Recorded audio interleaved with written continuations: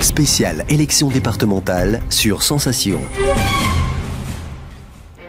Bonsoir et bienvenue dans cette nouvelle émission consacrée aux élections départementales. Radio Sensation jusqu'à demain soir vous présente les candidats présents sur les cantons de Maurepas, Montigny-le-Bretonneux, Plaisir et Trappes. Je vous rappelle que le premier tour des élections départementales se tiendra dimanche et ces élections départementales remplacent les élections cantonales.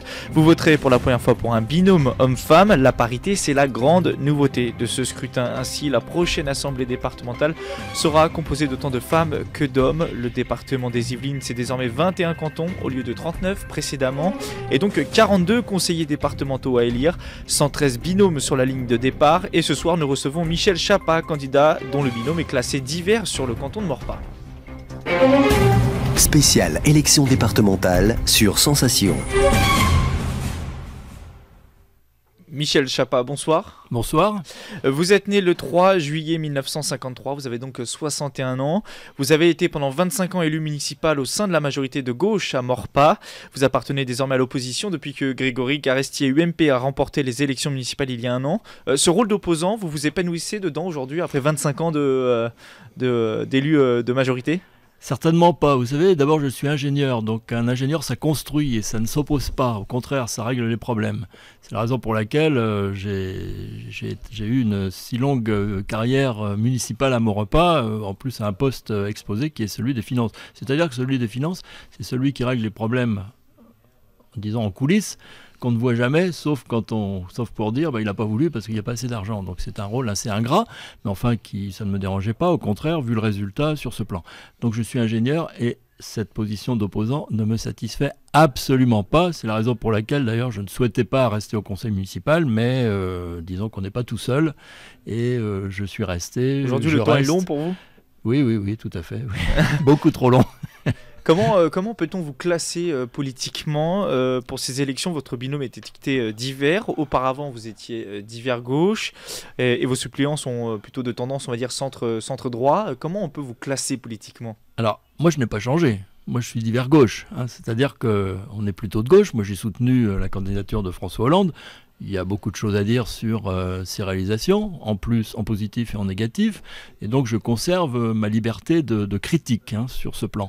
On était divers gauche, le maire était divers gauche, mais il ne faut pas oublier qu'on était associé les 6 dernières années, donc de 2008 à 2014, à une équipe de centre droit dirigée par Pierre Le Grinel, et ça a très bien fonctionné. Donc ça, c'est un élément à dire, ça a presque mieux fonctionné que les combinaisons des précédents mandats. Je n'hésite pas à le dire parce que c'est une réflexion que nous avons eue les uns et les autres. Donc je suis, moi, divers gauche. Ma partenaire binôme est sans étiquette. Elle s'est présentée aux élections municipales l'an dernier au Ménil-Saint-Denis dans la liste dynamique 2014 Le Ménil, c'est-à-dire la liste BD, bande dessinée, puisqu'il s'était fait connaître comme ça, en brocardant un petit peu le maire, M. Créneau, et en proposant d'autres choses. Donc il voulait sortir des sentiers battus. Ils sont arrivés premiers au premier tour, ils sont arrivés deuxième au deuxième tour, pas de chance. Et puis je vous dirais aussi quelque chose sur le plan de politique des uns et des autres dans les différentes communes au municipal qui nous a fait aussi réfléchir. Et puis nos 2 suppléants sont centristes. Voilà. C'est quoi l'avantage de ne pas être classé, on va dire comme les autres, au sein d'un parti ou d'être ancré définitivement Vous savez, il y a très longtemps, il y avait des classifications, des étiquettes sous Giscard d'Estaing. C'était divers modérés favorables et divers modérés défavorables à la majorité. Je trouvais ça pas mal comme classification. Aujourd'hui, ça n'existe plus. Le choix est restreint. Le ministère de l'Intérieur nous présente une liste, c'est essentiellement des partis politiques, et puis on coche. Alors, quand on ne se retrouve pas dans un parti politique, c'est un petit peu étrange. Alors nous sommes divers gauche, sans étiquette, centriste. On fait un cercle, et le ministère nous avait classé, devinez quoi, divers droite.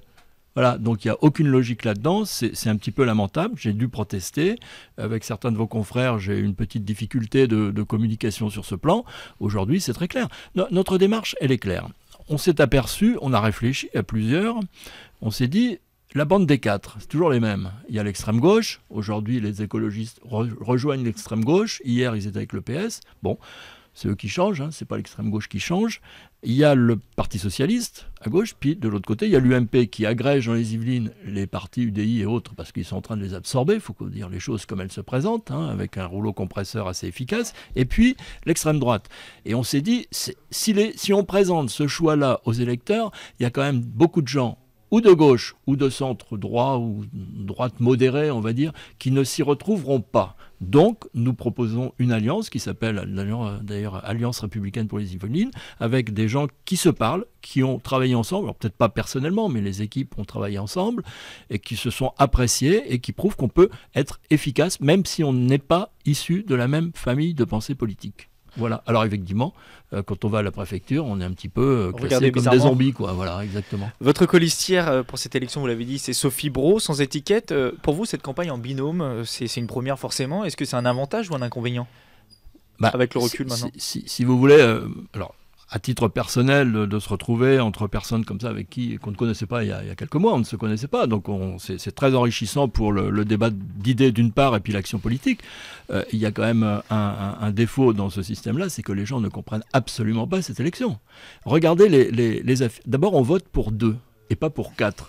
Et dans sur la moitié des affiches politiques, vous avez une équipe de 4. Or, ce n'est pas une liste de 4, c'est 2 qui seront élus avec et des puis suppléants. 2 remplaçants éventuels, donc il remplace quand il disparaît pour une raison ou pour une autre.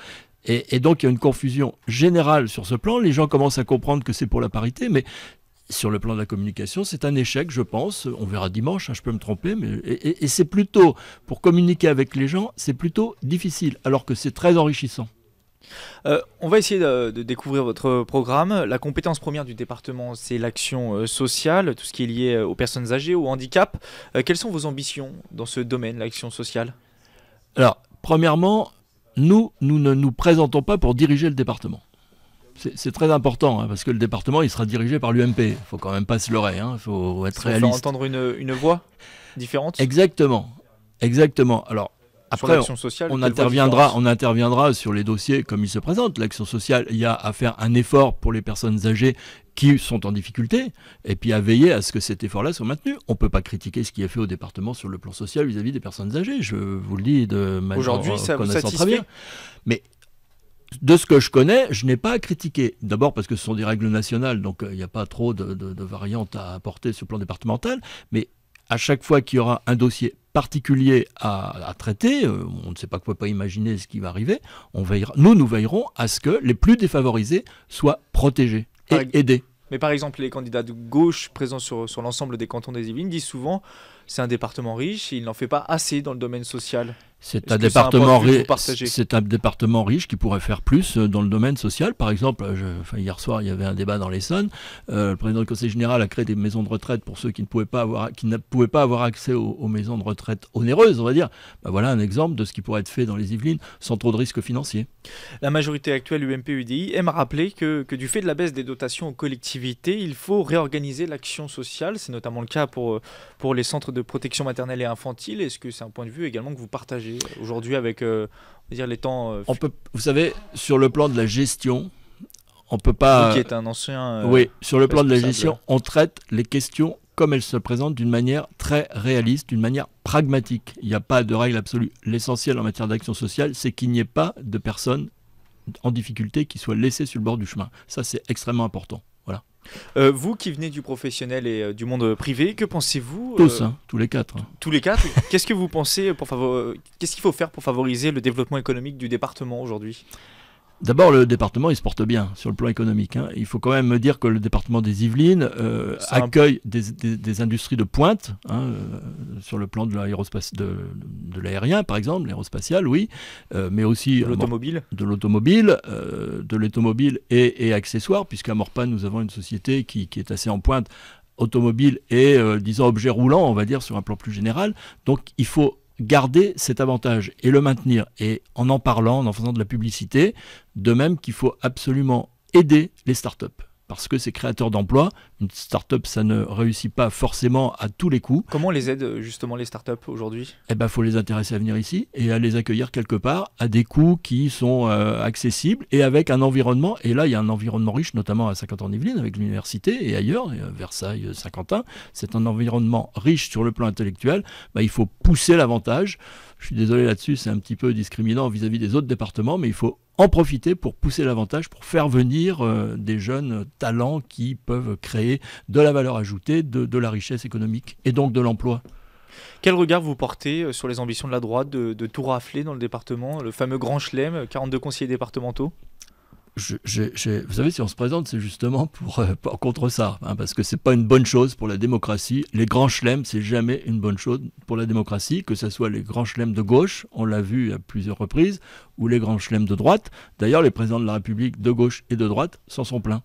Ce qui veut dire qu'au second tour, si vous n'êtes pas présent, vous pourriez soutenir les candidats de gauche ? Écoutez, on est avant le premier tour, donc on se reverra après si nous restons. Quel regard vous portez, même question, sur l'avancée du Front National, la poussée électorale annoncée également dans le département du Front National ? Est-ce que ça vous inquiète ou est-ce qu'on en fait trop aujourd'hui, peut-être dans les médias là-dessus ? Moi, je suis un peu étonné que, si vous voulez, je suis pas forcément d'accord avec tout ce qu'il fait Manuel Valls. Mais quand il dit il y a un petit défaut du côté des intellectuels, ou du moins de la communication des intellectuels, en particulier sur ce plan, je suis plutôt d'accord avec lui. C'est d'ailleurs une observation plus générale. En France, je pense qu'on laisse un petit peu trop les philosophes dans leur coin. Il y a quelques émissions intéressantes, mais il n'y en a pas assez. Et qu'on est trop focalisé depuis quelques mois et quelques années sur le débat économique. Il n'y a pratiquement que ça. Or, il faut un petit peu sortir de là. Si le Front National a une telle audience, c'est parce qu'il y a peut-être un petit peu défaut sur le plan intellectuel, mais c'est aussi parce que les autres partis lui déroulent un tapis rouge phénoménal. Enfin, attendez, que ce soit le PS ou que ce soit l'UMP... Les diverses interventions ces dernières heures le prouvent. Moi, j'étais absolument ahuri d'entendre un certain nombre de choses. Est-ce que votre candidature, c'est aussi pour récupérer les gens qui sont un peu bouleversés, au lieu qu'ils aillent vers le Front National, ils pourraient venir vers vous ? Eh bien, si possible, oui, et d'abord qu'ils viennent voter. Parce que justement, ceux qui ne se retrouvent, les électeurs de la gauche modérée, on va dire, qui ne se retrouvent pas dans le PS, y compris au plan local, parce qu'il y a quand même des critiques à leur faire au plan local et au plan national, ou bien ceux de la droite modérée qui ne se retrouvent pas dans les partis de droite, ils sont tentés de ne pas aller voter, c'est clair, s'il n'y a que les quatre. Ou alors ils vont voter Front National si ça leur dit, ou bien ils ne vont pas voter du tout. Nous, notre ambition, c'est effectivement d'en faire venir voter un peu plus qu'ils ne l'auraient fait. D'ailleurs, c'est ce qui va se passer, puisque à Maurepas, certains qui sont proches de nous vont venir voter et n'avaient pas l'intention d'y aller. Spéciale élection départementale sur Sensation. C'est la fin de cette émission spéciale consacrée aux élections départementales. Merci Michel Chapat d'avoir répondu à nos questions. Je rappelle que vous êtes le candidat classé divers sur le canton de Maurepas. Et votre colistière, c'est Sophie Brault. Dimanche, vous serez opposé à Brigitte Bouche et Alain Février, candidat de l'Alliance Front de Gauche Europe Écologie Les Verts. Ismaïla Vanne et Christine Mercier du Parti Socialiste. Et enfin Yves Vandeval et Alexandra Rosetti pour l'UMP, l'UDI et le MoDem. Mais également, Vincent Texier et Isabelle Refait pour le Front National. Bonne soirée à tous sur Radio Sensation. Sensation. Merci beaucoup.